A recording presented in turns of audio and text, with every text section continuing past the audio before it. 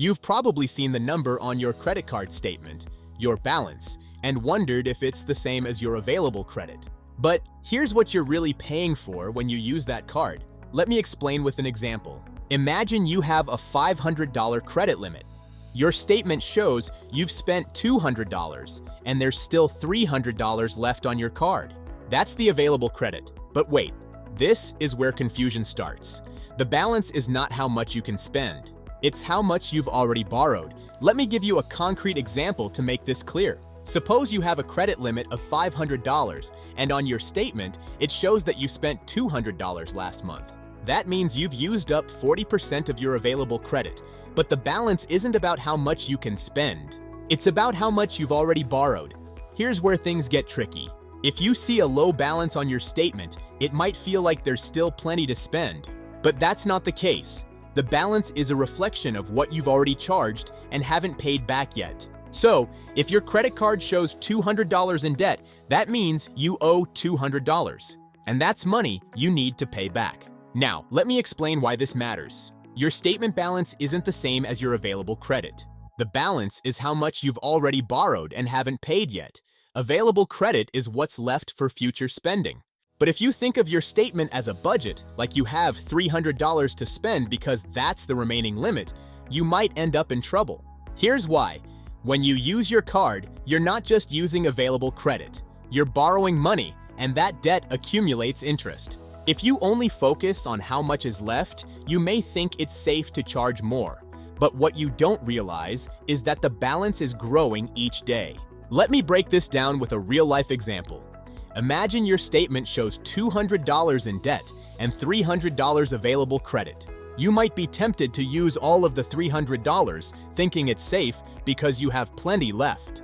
But if you keep charging without paying, that balance will increase every day, because interest is added each month. So here's a practical rule. Treat your statement like a debt report, not a spending target. If you see $200 in debt on your credit card, that's money you need to pay back. It doesn't mean you can spend the remaining $300 without thinking about it. To avoid confusion, start by checking your balance first. This tells you how much you owe and gives a clear picture of what needs to be paid. Then, if you want to use available credit for future purchases, do so with awareness that every dollar you spend adds to the debt you need to pay back later. Let me give you another example. Suppose your statement shows $200 in debt. That means you owe $200 and must pay it back before interest starts building up. If you use the remaining $300, that's fine, but only if you're planning to pay it off quickly. Otherwise, every dollar you spend becomes a new part of your debt. Now, let's think about what this means for your spending habits. When people see their available credit and think they can spend more, they might end up in trouble because they're not accounting for the existing debt that's already on the card. It's like thinking you have $300 to spend when you actually owe $200. To make this clearer, let me break it down step by step.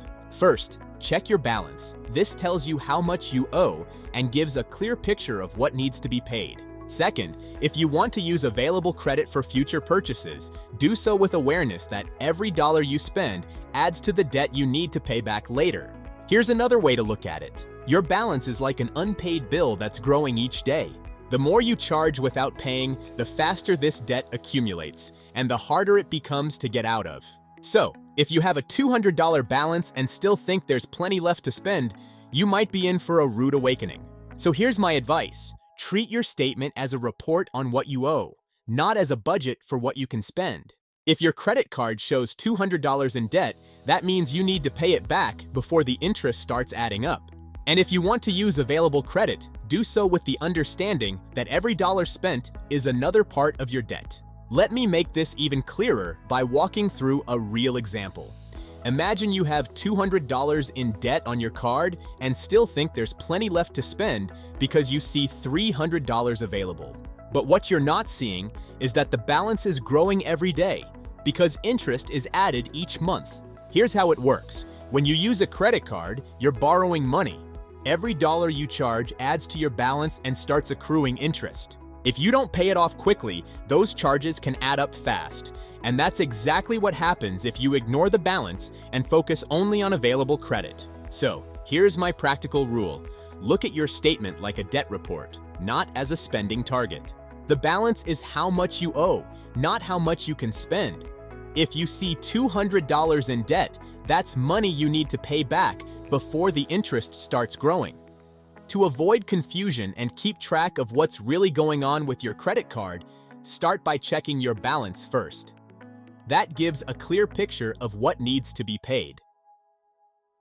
Then, if you want to use available credit for future purchases, do so with awareness that every dollar you spend adds to the debt you need to pay back later. In summary, your statement balance matters more than your limit because it shows how much you owe, what's already on your card, and that's money you need to pay before interest starts building up. Available credit is what's left for future spending, but if you treat your statement like a budget instead of a debt report, you might end up in trouble. So here's my final advice. Don't see the available credit as an unlimited spending limit. Instead, look at your balance and understand that every dollar you spend adds to the debt you need to pay back later. That's how you stay on top of your finances and avoid unnecessary interest charges. If you want to use your card wisely, start by checking your balance first. This gives a clear picture of what needs to be paid. Then, if you decide to charge something, do so with the understanding that every dollar spent becomes part of the debt you need to pay back later. So remember, your statement balance is not about how much you can spend, it's about how much you've already borrowed and haven't paid yet. Treat it like a report on what you owe, not as a budget for what you can spend.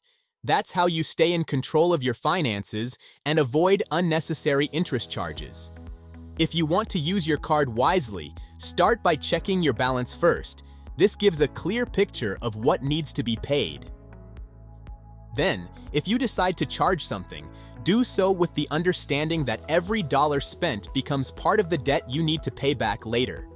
That's how you stay in control of your finances and avoid unnecessary interest charges.